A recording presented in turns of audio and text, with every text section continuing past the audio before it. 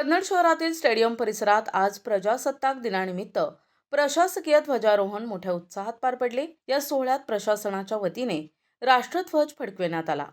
या कार्यक्रमाला नवनियुक्त नगराध्यक्षा फरीन शेख यांची उपस्थिती लाभली।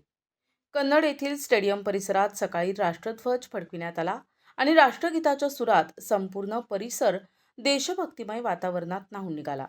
यावेळी उपविभागीय अधिकारी तथा निवडणूक निर्णय अधिकारी संतोष गोरड, सहाय्यक पोलीस अधीक्षक अग्निहोत्री, तहसीलदार पोलीस निरीक्षक सानप, एपीआय राजेंद्र पवार आणि नवनियुक्त नगराध्यक्षा फरीन शेख यांच्यासह विविध प्रशासकीय अधिकारी, कर्मचारी आणि नागरिक मोठ्या संख्येने उपस्थित होते।